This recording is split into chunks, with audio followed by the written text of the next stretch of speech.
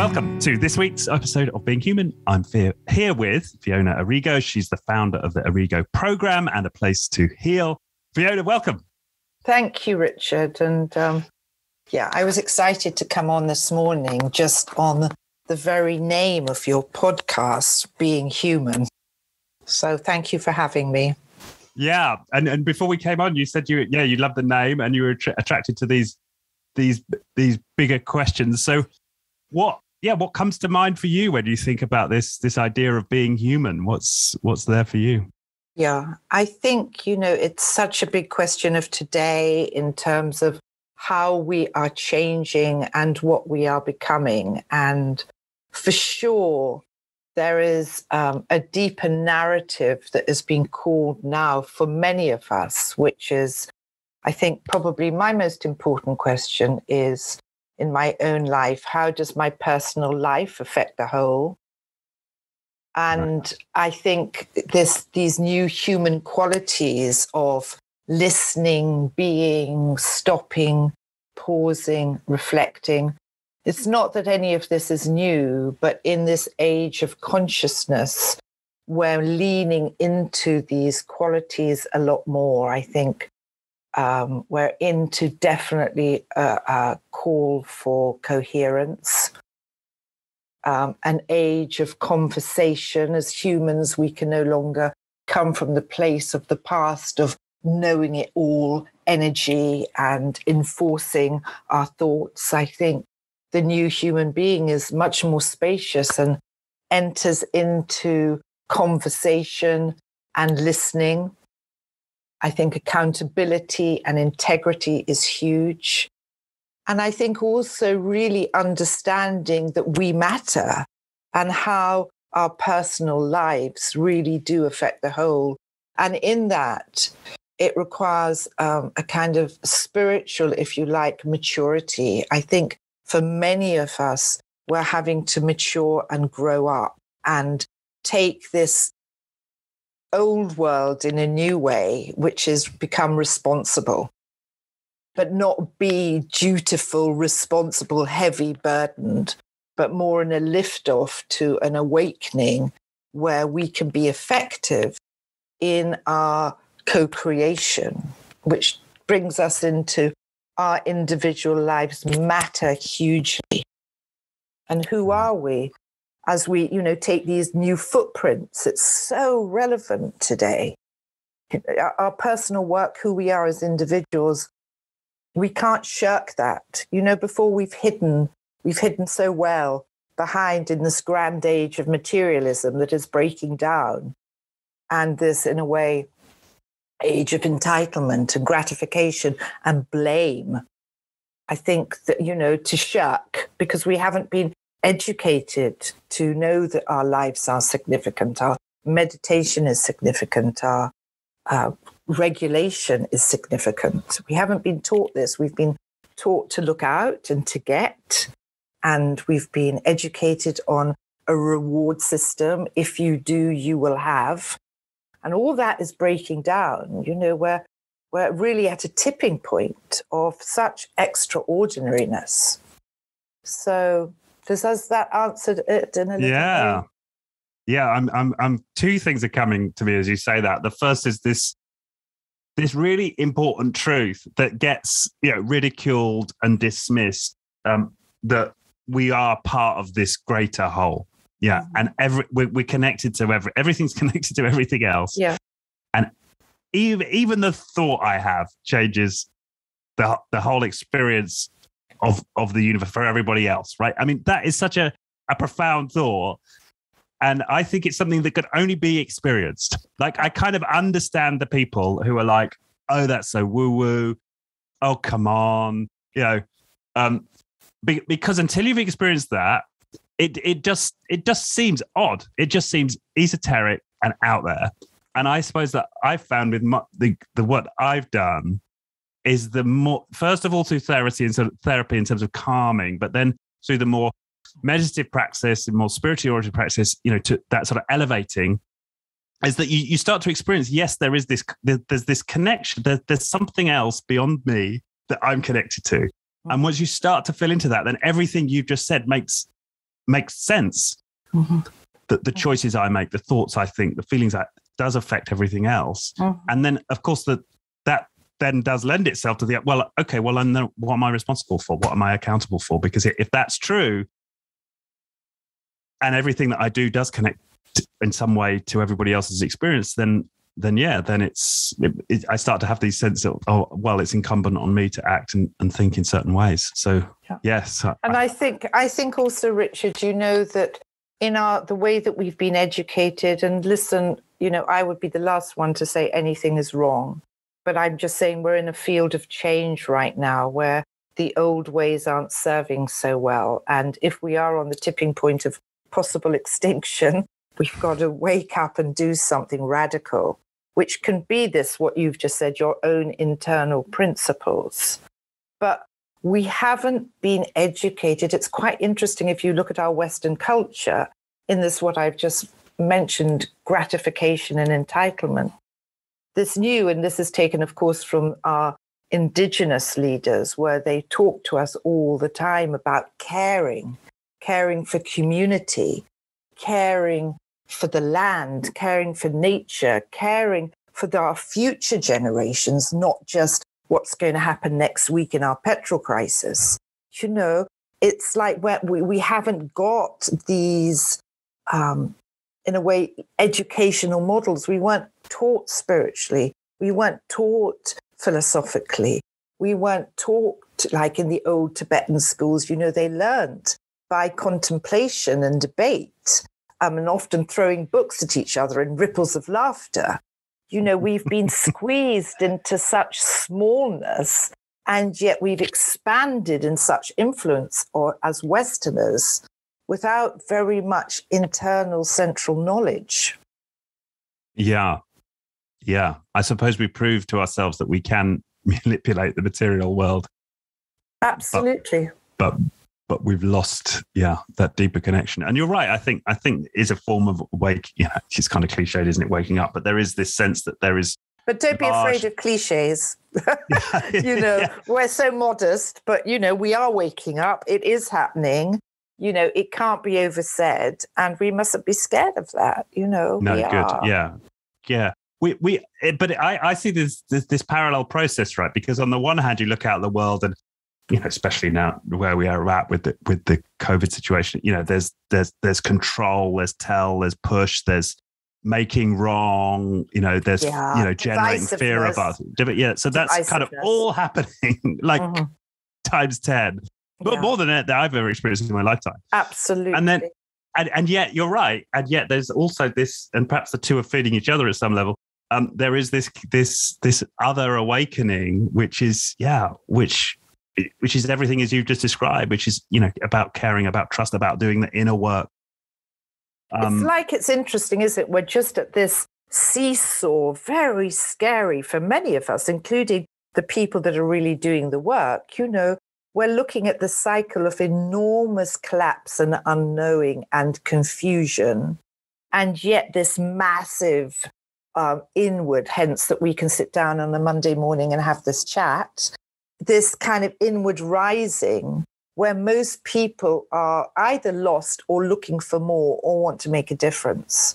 It's just, this outward world where in a way we've settled to punish others to make ourselves right. Right. Yeah. It's interesting, isn't it? How have we done it? We've been brought up to legitimize in some way the elimination of another across the field in the big movements of course, Black Lives Matter and gender equality and big things that matter, but just also in schools, in the way we've treated our best friends. We've legitimized. It's okay to eliminate others' points of views, ways to be, in order to resolve crisis, on a bigger scale. We go to war, we divide, it's so big. And, I'm very careful in my own practice and the people that I work with not to get lost in it, because also all this, just talking about this, could be absolutely, that we have no hope. And yet I believe we're in a big cycle of hope. But when we begin to think about it, could also invite the great withdrawal to the duvet, and think, what on earth can I do with all this? And that's where I think we need resilience and courage and strength and this more, in a way, spiritual guidance of compassion, because we can't do it alone. It is tribal. We are tribal, and we have to kind of hang out very consciously with the people that we have a commonality with. Because if we go too far away, I mean, you've just said that as several times, cliche, or people would say this or whatever, it's true. But if we're trying to rise from the inside with a different way, in a simple way, singularly, as householders, just normal, everyday people, not gurus or avatars or huge leaders in the field, just simple people choosing to do it differently.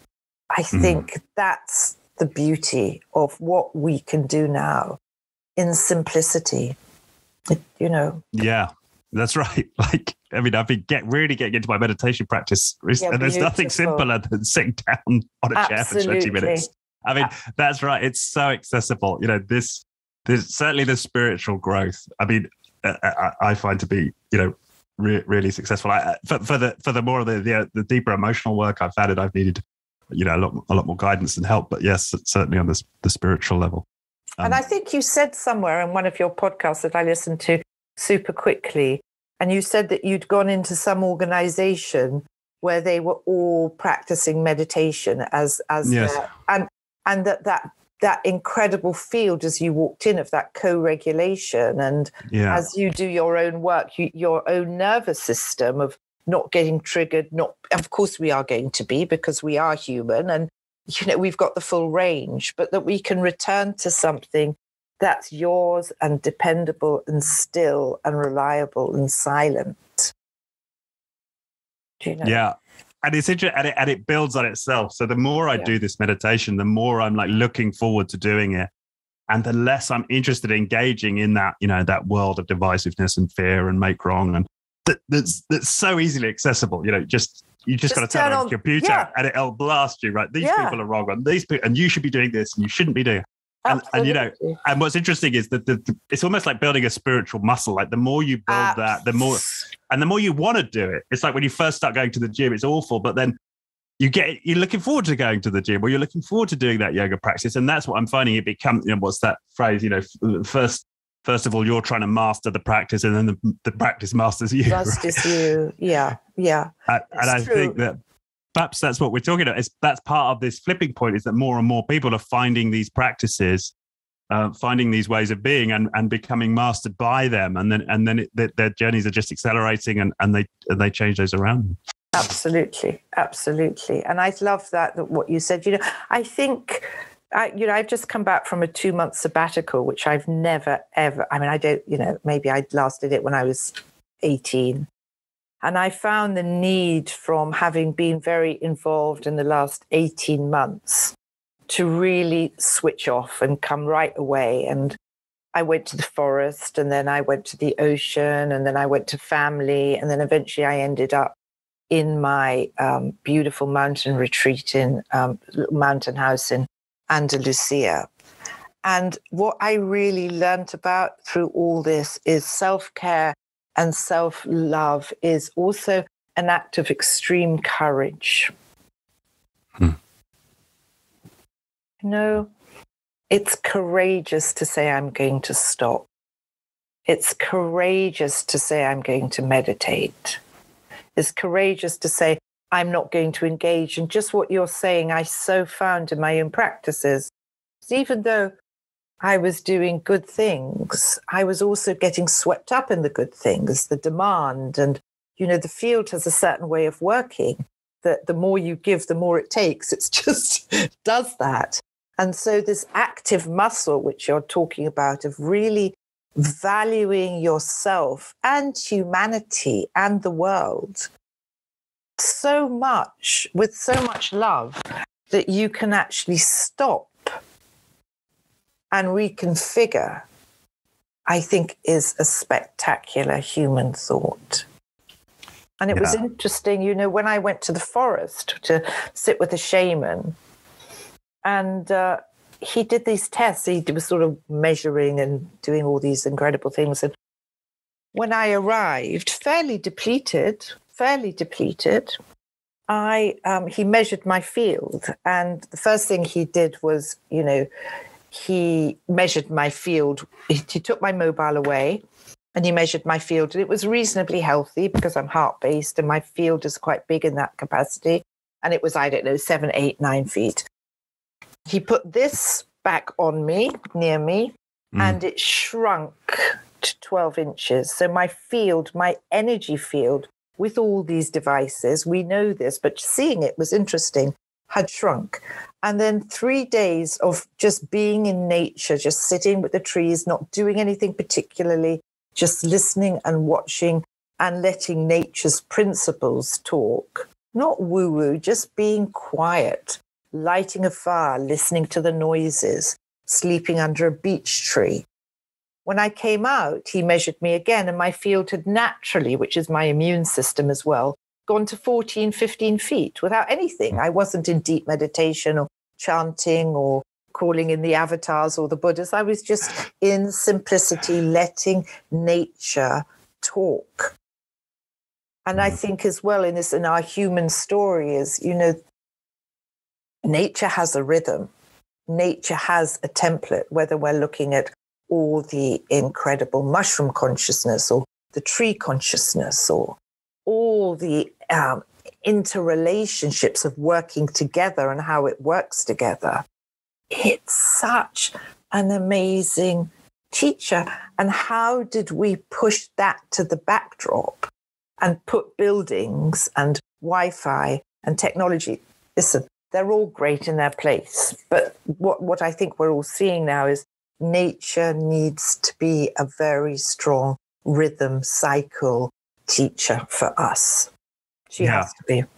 And I think that's such, and I love the way you've articulated that. And that speaks to me. I just spent the weekend canoeing with one of my sons, right? And we just off and we canoed down the stream, river for a few miles and wild camped and canoed back, and I absolutely get it, right? I mean, it's wonderful. And I think this is the articulation we need to get to around caring for the environment, because because when we go into, climate change and stop your emissions and don't do this, we're back in, to me, the consciousness is that's not what the world needs. Yes. What we actually need is this positive articulation and this narrative around compassion, care, connection, co-regulation, being in nature. And naturally then, we will be desirous of preserving and cherishing and nurturing that environment, without having to go beat up a politician. Absolutely, because that's doing nothing. You're so right. I'm on your team, Richard, because, if we're beating up and we're wronging and we're pointing fingers, our nervous systems are in exactly the same place of overcharge and releasing toxins through the body. But this more sanguine understanding, when we can get it, to be peaceful, our nature fundamentally is peaceful, buried underneath all that. That's why we can go into peace with the right guidance. We can go into love and expand. We know it.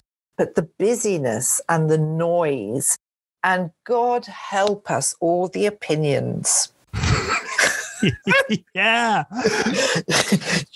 All the opinions. I mean, how did we get so many opinions? We've all got opinions. I've got opinions. Listen, I'm there with it. I'm just trying to be a little bit more empty and a bit more spacious, and like you, leaning back. I'm not leaning in. I'm leaning back into life to let it hold me. And just really, what I talked about courage is really choosing to protect myself and not get triggered, not get caught. And, our vanity and our egos, and which can also interface with I can make a difference and what I want, we're so tenderly attached to things. Sorry, you were going to say something. No. That makes so much sense. And the courage and the stopping, that courage to stop is, we need a world that celebrates that. I mean, and it's so interesting because that can come out in a very sort of pragmatic sense when I work with organizations. And, the big theme right now in organizations is how do we become more agile in organization? And that is often, stopping and pausing and reflecting. So it's interesting that so many of these different fields are really talking the same. Because we're waking up. It is a collective field. And this is the interesting thing, as one person gets it, as you go in to talk to an organization, it is going to affect, it's going to ripple. It's just that this is the consensus, we're agreeing to something and it is multi-affected. And now we're all talking about this. I mean, when I first started 40 years ago, very few people were talking. And, now it's no big deal. It's no great deal. It's just my words are part of many words. We're all speaking the same language. Yeah. And I think this idea of sort of valor and courage being attached to doing self-work, I think is something that we need to integrate, because it is important to have the warrior energy. It is to talk about, it's brave to, face a fight, all of that mythology. I don't think we lose anything, but there's also sometimes that challenge you need to face is inside you. And sometimes that means you've got to stop, engaging economically, or, you've got to just give yourself space to heal and reflect and do the work. And I think that's what we need right now in our culture, is a celebration and a veneration of people taking time out to do their work. And I think that's a big part of where we need to get to, and what's emerging, as you say. Absolutely agreed. And that's at an individual level, at a team level, whatever. So maybe let's talk a bit about your. When did you first stop? Like, what in your story? What was it? When did you find the courage to stop? Yeah, well, I was stopped, literally. I mean, I was stopped. I had, just on my first Saturn return, I had 2 massive car accidents, massive. So, I think I always had whisperings of this when I was a little girl. And then when I was 14 to 27, I entered the world with a massive H for hedonism and did it all, and got lost in the jungle for sure. And when I was 27, as I said, I was walking. I was living in Malta at the time. I was walking on the street very late at night, just coming back from a nightclub. And a car, there was no, our car had run out of petrol. And so I was walking up what would have been a pathway, except that it was in the country. And a car was overtaking and hit me. And it ended up smashing both my legs and so, when you talk about having to stop, and I ended up on the back seat, broken, absolutely broken. Yeah. And I spent a year and a half in hospital. And then and had all sorts of course, realizations, understanding, integrations. I came out in November and I had my second car accident. I came out in November after 18 months of operations and hospitalization. I had a second crash in Africa in January, where every other bit that I hadn't broken, the only thing that I didn't break was my back and my neck, but everything else got. Oh, yeah. And so began my journey. And in a way, it was almost instant. Things started to happen. The chessboard started to readjust. I couldn't move. I was lying. I had to learn to walk again. And very quickly, I met an incredible teacher who I was with for 16 years. And we began this very deep inner reflection of yoga. And also to be able to move again, I had to do something like 8 hours of yoga a day for 3 years, broken into 2 hours. Oh, wow. And that's, I was broken apart and I had to come back together. And obviously, we can all take life, can't we? We can be crumbled by it or we can expand into it. And I was graced I was graced if people, go back and say, would you change anything? Not one thing. It was tough. It was strong medicine. It gave me a lot, and began my journey of really deep, the question that's always been in my life since I was a little girl, what's true? Is this true? How can we be free? How can we be happy? Do I believe this? I was always a bit of a subordinate, didn't want to fit in, didn't want to agree. I remember when I got married and I was Catholic, and we had to confess or something just before we got married with the priest. I remember having radical arguments with him at 21 years of age because I refused to admit that I'd done anything wrong. And I wanted to have a discussion with him on forgiveness and acceptance, even at that age. So it's always okay. It's always been an inquiring mind. Always had an inquiring mind, and always had a mind that didn't necessarily want to conform. Right. And so from that place, I started to study. I started to take on different disciplines, different studies, different inquiries, different teachers. And I ended up here, at this point now, all these years later, with my own version that is beautifully now, everybody's speaking the language. But as I said, when I began 35 years ago, people would either say, I'd taken too many drugs, or something was wrong, or, I was just a pirate, or, and we weren't doing it then, but now everybody is. So that's where the journey started. Yeah. And I suppose what strikes me about that story is, the question I have is this, was there a point, because somebody might go through that trauma and think, okay, well, my task now is to get my bones better, right? They may experience purely on a physical realm, right? Okay, so I need to heal my body and I need to heal my bones. But it sounds like to me, you were having realizations on, multiple levels. Yeah. When did that come in? It came in really quickly. I mean, literally, when I was going in and out of consciousness within the first 10 days, I did experience, and to use your word cliche, I did experience a merger, which I know now with the unified field. I absolutely went into the quantum field and I experienced love.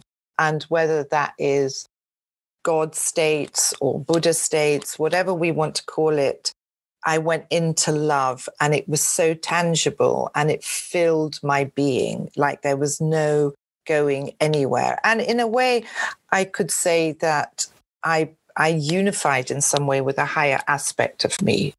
Yeah. And that just propelled the questions for me of, what are we doing here? It was to really look and see and put myself through, listen, this medicine path in a way that I've been on for the last 40 years. I wouldn't necessarily recommend it. It's tough. I've put myself through it in these quests and questions to dismantle. And as you said earlier, also, it is the psychological work. Again, I'm talking way back then, which was much more as we inquired about our parental patternings and how have we developed, and then it sort of developed into shadow work. And now, it's kind of keeps shifting and changing as we grow and we collect different parts of our ancestral awareness. But I had to do really deep reflection into, and it's carrying on. It never ends. Every day, every minute is a reflection. But it was a big psychological, that's what I was after. I kind of got that how my mind and my emotions affected my body, and it wasn't enough just to work with physicality, even though a lot of my work is very much about the nervous system and listening to the body intelligence. And that's been huge in my life, to develop intuition and deep listening to the innate body intelligence, which we get separated from because we're brought up in a culture. You fall over, keep going, look at so-and-so, they're not complaining, pull yourself together energy. And it disrupts what we call now the feminine consciousness, to be able to listen to what is going on and to act from that listening. That, again, is a courageous act. Yeah. Yes. And and the way I see it, and the way I experience it, is that the more work I do on every level, the deeper I'm able to connect at any other level. So the deeper the emotional work I do, the more embodied I become. Yeah, the more embodied I become, the more emotional work, the more spiritual work I do, the more, the deeper I can go psychologically, right? These all connect for me. And that's, and again, but that, it's kind of, again, it's another, word we use a lot. This holistic view, again, is sometimes it's seen as, it gets denigrated. And it's astounding, isn't it? Because it is astounding because once you've experienced it, you can't think of it any other way. Yeah. And I think science is proving today, in all our gut brain health and all this other incredible stuff that it's doing, even if we want to take it within our body structures and not think about the whole quantum field, that we are all connected. Every cell has a memory. Every breath has an experience. Every emotion travels. Every time you let go, something else comes. I mean, if we stopped and thought about just the magicalness of our human experience, and the sadness is we often die without realizing because we haven't been invited to stop, listen, feel, mind, body, spirit, cell, however we want to do it. So we're so disconnected. Most of us in the West are living from here up, and this isn't so great. What's in here ain't so great, is it? Let's face it. And so as we, your words again come into this more embodiedness and we stop, there is a chance to really look at the magical mysticism of what it is to be alive. Yeah. The sadness is we're missing that moment. We're missing it, and we're putting our attention into fixing or getting more or making even more happen, which is our brilliance. I can't comment on that too much. I probably could, but I don't want to.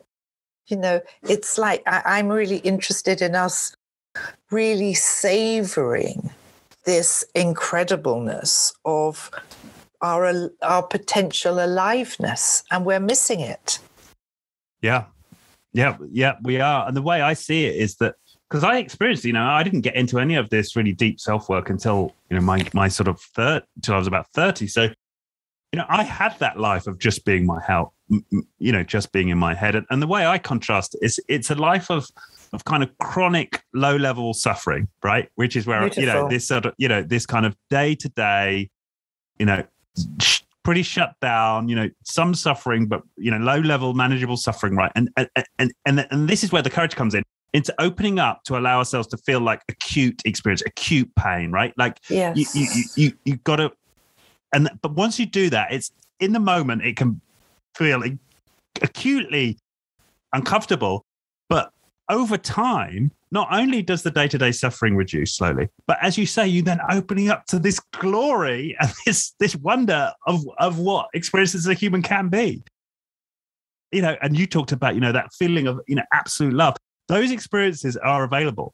If we start, right? If we start. And then how do we have within this? It's so beautiful what you said about, our low grade. Is this what you said? You're a low grade critical suffering. Is that what you said? Yeah, like low level suffering. I think that's the experience. That's so what I had for like, we've all had, and we just put up with it because again, this is the voice that we're rising with, is saying there is something more. There's a different conversation. There's a different kind of reimagining. There's a different type of co-creation. This is the voice that needs to be taken seriously because the level of suffering, and we're privileged in the West, but nevertheless, the level of suffering of this anxiety, of this mental torture, of this not having enough, of this lack of self-worth, it's the internal flames of samsara, really, in Buddhist psychology, where we are in this loop of this continuous never quite feeling well enough, and it's low grade. In some people's cases it's very high grade, but and then you take that and you get people together, and we're in offices together, or we're in communities together, and there's this eternal taste of dissatisfaction. It's not enough, something's missing, and what's missing? You. Yeah. And who are we? I mean, we are all loving. We are all creative. We are wonder. Right? That is us.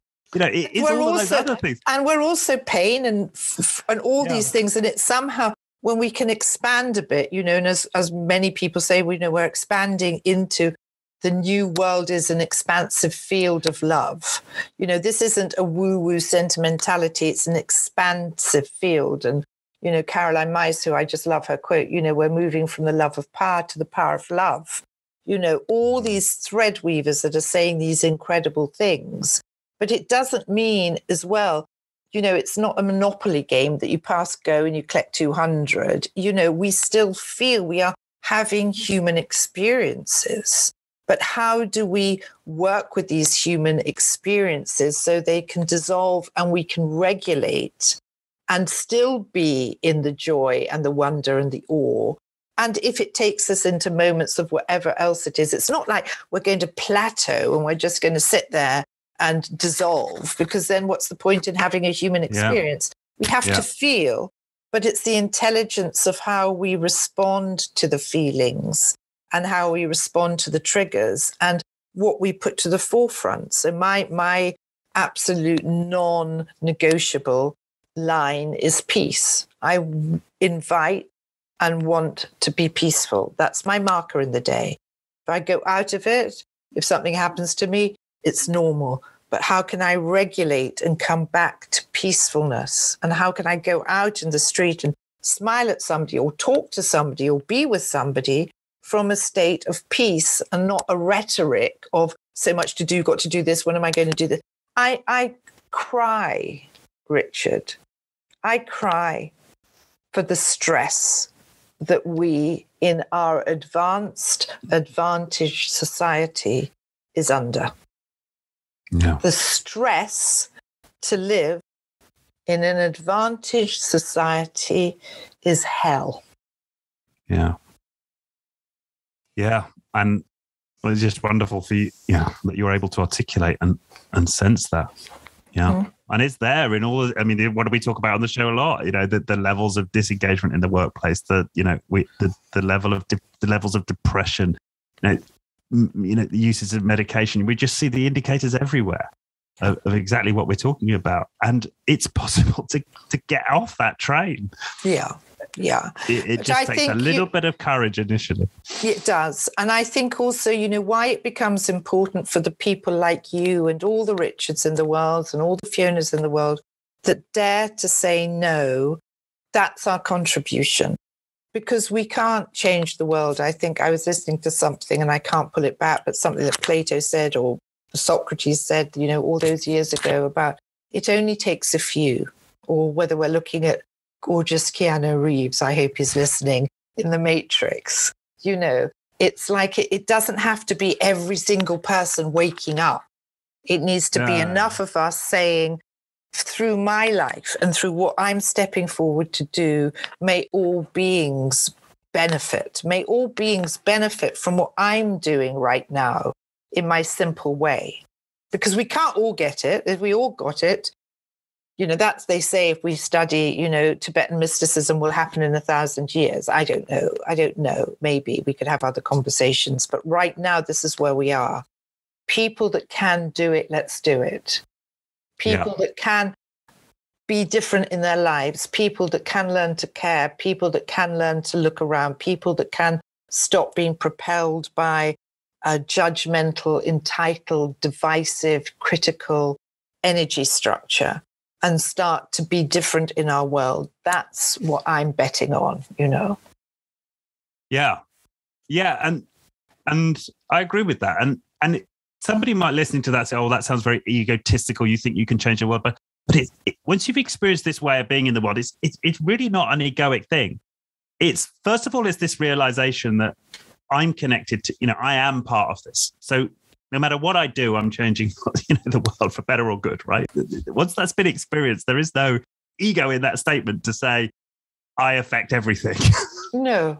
It's the absolute opposite of that. And I would hope that people listening don't think that it's an egotistical thing, because it really isn't. It's not like I can, I'm going to bring change because it's giving up self-importance and coming into a sweeter, kinder, more tender, softer way to be, which is if I take care of myself and I look after that as much as I possibly can, maybe passing somebody in the street that may be stressed, maybe in 1 minute, it's proven, isn't it, through all the Peter Levine and the trauma work that, our nervous systems affect everything. How we walk into the room affects everything. Our nervous systems, as great, clear, rooted trees, can co-regulate another nervous system. This is what healers are often doing, as much as that we are, crafted in what we know how to do. Ultimately, it's the state of our nervous systems when we are sitting with another that helps, that in a way, it's not lens energy, but it is this way that the stronger field affects the whole. So as we get more meditators or more peacekeepers or more kind people or more people coming from generosity or people caring about our environment or whatever it is, the more that they come, that's the generation. It's not an ego thing. It's a generation of how that field can stabilize and equalize the whole. Yeah. Yeah, and I find it with with my kids and my environment at home, like what you're saying is if I'm in, and it's all about feeling the present that you desire feeling that future state that you desire in the moment, right? If I'm in, my house is harmonious and full of joy and love, and I can stay in that zone, then I experience that around me. And as soon as I get pulled out of it, by one of my kids or whatever, then it's gone. But that power is within us. That's so interesting to notice that, because it equalizes, doesn't it? Equalizes. In old Chinese medicine, they always used to say, if the children are sick, treat the mother. Right. Yeah. And in the same way, we don't have to be swamped with, if our children are having problems, that it's our fault. But what we can bring is just what you said, is you intentionally come in and you're coherent and whatever that is, centered, whatever word you might want to use, then the field around you. But if you're kind of moving into the chaotic, disruptive, everybody's in a bun fight energy, it just perpetuates itself, because life in its miracle will always be perpetuating itself. It will always do that. That's the field. Whatever it is, it will just perpetuate it. Yeah, exactly. And that's the difference that I'm finding myself moving into is that then becomes that's the growth. I mean, now that's another case. That's the growth opportunity. It's right. Okay, I got pulled off my center. I ended up in a cult altercation, and this happened last night with my son. Okay, how many do you have? How many kids do you have? Two boys, but they're twins, 4.5. And okay, so that's okay. Where did I get triggered? When did that start? How did I end up in that state? What's the origin? What's the work I need to do? Yeah, absolutely. And these all become little gifts, right, for our growth. They're not like, oh God, Arthur was such a shit last night. It's, okay, I got off my center. What's the work I need to do? Yeah, but that's so beautiful, because again, that's a shift in perception rather than, oh my God, I can't stand them, and everybody's, they say, don't they, that our children, I've got to love them, are our greatest teachers. They've been, without doubt, my greatest work, my greatest teachers, and my greatest callers. They take no prisoners with me. Absolutely. You're full of this BS, Mum. Let's get into the program. They're wonderful, but that's so beautiful and such a fantastic example in everything. But I think especially our children, and through lockdown, my goodness. Yeah. These were challenges to be at home with your kids and not being able to go out. Yeah. And you will define, depending on what track people are on, this was either hell or it was like a wonderful opportunity for growth. And I think that's it. And I mean, even at the, you can look at it at the family level, at the society level. I think we're going to come out of this whole situation with, for those who are on the natural health path, they're going to come out. And certainly this is my experience. I've got my understanding and appreciation for natural healing as, magnified 10 times over this period. Yeah. But because of the situation we're in.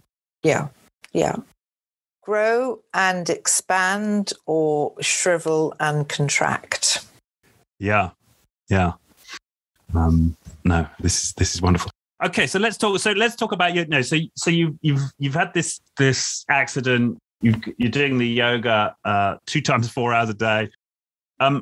What else do you start to bring in? What have you found that's been useful, and then sort of how are you wrapping that into your program? Yeah, well, I kind of started. I mean, I became an avid reader. I mean, you couldn't find me for 3 years under books. Just looking at different philosophies, different understandings. I'm feeding my mental body, because I do think that's important. And I then went to study something called biodynamic medicine. I then went on to do numerous body therapies to understand the nervous system. And obviously my own very deep, in some terms we call that recapitulation, relearning of things that I knew at a much more essential level. So I've been on a huge journey, working with the Shadowlands, I did a whole bunch of work with family of origin and codependency, ancestral work. I think I've said shadow work, the indigenous cultures. A lot of my framing has been Tibetan mysticism, all sorts of journeys to keep. And then way back, I forget how long ago it was. I mean, I'd have to go by my kids, probably 32 years ago. I started something called Stop the World, which was the first alternative health farm in the UK, which was super brave. And I think often of it lovingly a bit like Fawlty Towers, because honestly, 1 minute we were teaching yoga, the next minute we were cooking, the next minute we were cleaning the loos, the next minute we were making the beds. It's been a path of graft, really strong work to get here. But I always, I think one of my deepest loves has been community and just bringing people together. That's the Irishness of me and my Irish grandmother, and song and stories. And then I was brought up in the West Indies, so that thing of, texture and smell and sensuality and all these sorts of influences. So I started something called Stop the World. And that was the first detox place in England, and detox yoga, think body work. I also came right away from how I'd been educated, which was 55 minutes a week, and see you again. And I just never saw how that could work. I think that when we're healing, we need deeper contact. And I started to learn a lot about the body and the nervous energy through lots of different ways. And so that ended up, through years later, becoming what is now the Arrigo Programme, which has got many different arms to it, but primarily the one-to-one, where people come and they stay for 4 days, 5 days, 15 days, 20 days. And we work across the board. Sometimes it can be with addiction, sometimes it can be with life searching, but ultimately the clue is, how can you be held and rest and be given time in a place that listens and restores dignity? And so I've developed a lot of work around this, around trauma, around shock, around grief. It's quite a big body when I start to talk about it. I just get on with it in the day, but if I start to think about it, it's like, oh my God, there's a lot. I run retreats. I do one-to-ones. We're just starting a whole body of retreats, which I'm very excited about. Normally, they used to be in India or America or Spain, because I love to travel and I love to go to these places. Now they're in England, which I'm really pleased about. So we've got, in 2 days' time, a retreat on grief. We've got, next month, we've got a deepening process, which is a sort of slightly shamanic version of the Hoffman process.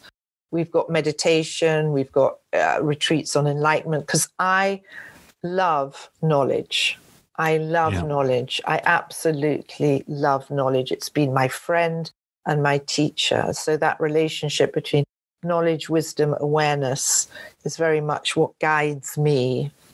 And then this stopping, quietening. And within that, Richard, just for the conversation, I did Sunday Sanctuary all the way through lockdown, where we had a wonderful community that gathered once every Sunday to talk about what was going on.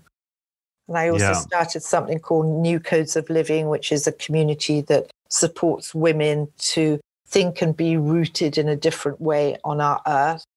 So lots of things. But right now I'm quiet and I'm just peaceful. So who knows what I'm going to be doing. But that's what I've done. Yeah. And I think that, again, that resonates with my experience of healing, right? It's lots of different things. There's this wonderful phrase from a guy who wrote a book called Soul Shaping, and he has this weird your way to God. And that stuck with me as a mantra all the time. It's like whenever my intuition tells me, okay, do this, this retreat or this weird practice or this, read this esoteric book, it's like something's telling me to go try that thing. And whether it's working on the body or working spiritually, or whether working with affirmations mentally or doing the really deep grief work and trauma release work, it's like that's if I can trust myself just to follow that impulse, no matter what my ego's, no matter how weird my ego's saying, oh, Richard, why are you doing that? This thing really now, it's like go there. Absolutely. And that, I think, also is the change for now, which is we're learning to be spontaneous and flexible. As before, we were educated to be rigid and it has to be done like this. But the impulse intuition is, a reclaiming in a way of our pieces, all the different pieces that lead to peace. As you suddenly feel, oh, I want to read this, or I want to have that, or I want to learn about this. It's opening. So it's not this confinement, which is what all our astrology is doing, is breaking us open from the rigid principles. And we have to be flexible. And what you're talking about is, it's so beautiful to hear you say it, just trust. You're led to a book, or you're led to a conversation, or you're led to a piece of music. It will be right. It's kind of, it's like your soul. If we let our soul speak to us, we can't get it wrong. And unfortunately, we've been educated with so much indoctrination of it's wrong or it's right, but generally it's wrong, you've got it wrong, it's not good enough. That's such an unwinding and structurization that needs to happen, because it's and how do we work like that in a society? That's going to be an interesting question, because I also respect structure and I respect form. But I think we need in this moment more flexibility to be able to find our individual ways, because then you're living with this natural, intelligent coherence, which is going to make you trustworthy. If you're living from indoctrination, it's not very trustworthy, because it's not you. It's. Do you understand? Yeah. No, I absolutely. Yeah, we have to. I've described it as 4D living, right? You're intuitive living, right? You're outside of like these constraints. And what's wonderful about you, when I ask you about the program, you don't say, well, we have these 5 steps and you come in and we start you here. And if you spend, 20 days with us, by here, that is not how to heal in my experience. No. You've got to listen, as you say, listen. And co-create, allow people to work with their intuition, help them find the next step. Maybe sometimes they just need a little pointer. Maybe sometimes they really need handholding, but it's working with the individual and listening at the core of it. I mean, I've never, I've just been working with somebody for 3 weeks, bless her, which in the field of mental health, she could have been written off. But just watching slowly, as you've said, the delicate pointers, the tender moments, the respect, the dignity, the allowing, the contemplation, the gentleness of asking, And I've just watched this woman come back to herself in the most extraordinary way. And so I think this proves time and time again, we don't have the answers.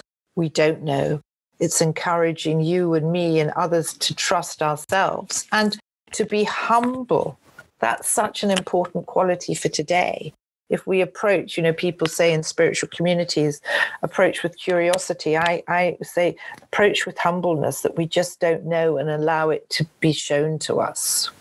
Yeah. And trust. Like, because the number of times I've like looked into doing something, and then I've looked up that person on Wikipedia, and they're a quack, and they're out there, and if I was to like take on that, right, that external view, I maybe wouldn't have done it. Yeah. But the fact I was able to trust my own intuition, no, this feels right. I'm going to try it, and I'm going to see, and I'm going to trust my experience. Yeah. And that's so important. And yet when I've gone the other way and I've found somebody, they've got all the credentials, and, and I'm not saying that somebody who's really well credentialed isn't going to be the right thing for someone. They might absolutely be. Yeah. But it's like, don't rely on the external validation. Yeah. Yeah. All that's in it for sure. Yeah. Yeah. Wow. Okay.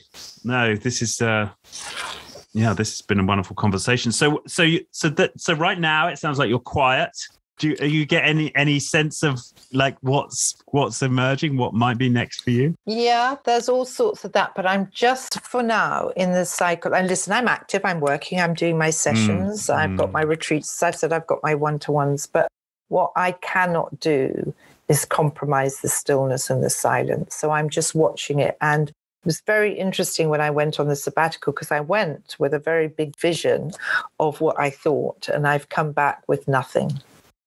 And people have said to me, but what about this? What about that? And I'm just right now, listen, if we talk in 6 months' time, it's going to be different, because again, that's the beauty, that we have to allow cycles and shifts to take place. Just because I'm saying this now isn't necessarily what I'm going to be saying in 6 months' time. It's not just letting myself off the hook. It's life. Life moves and it changes, and we have to be allowed, if we can, which is privilege. But the privilege is about being able to, again, allow yourself to change your mind. Yes. And so, I'm working, but within the work, there are long moments of still, peaceful, quiet, contemplative reflection. And that's my no-go. I won't compromise that. And I'm looking this morning as I was meditating, and I was thinking, holy schmoes, look what I've been doing. And it all looked great. And hopefully when my time comes, people will say, I did some good things. But I have to be humble enough to say that was then, and this cycle, this isn't working in the same way. I've got to kind of be my own medicine and be brave enough to let it go. So I'm letting a lot go, and we'll see what comes. Just see what comes. Yeah. Well, that's inspiring in itself, just being able to say, I don't know. I don't know. I really don't. I really don't. So, Richard, it's been so lovely to talk to you. Really, give me lots of food for thought in your incredible articulation and all you're doing. So thank you so much. No, thank you. And so we will certainly put the links to the Arrigo Programme, into the description. Yeah, and I'm back on Instagram after having, that's the only thing I use. I'm just, because I like pictures, so I'm back on there. And the Arrigo Programme, you can find everything we're doing there anyway. And okay. We'll put your Instagram link. Okay, wonderful. All right. Thanks, Fiona. Thanks, Richard. God bless. Really, really lovely to talk to you. Yes. Lovely Monday morning start. Thank you. Bye. Bye-bye. Bye.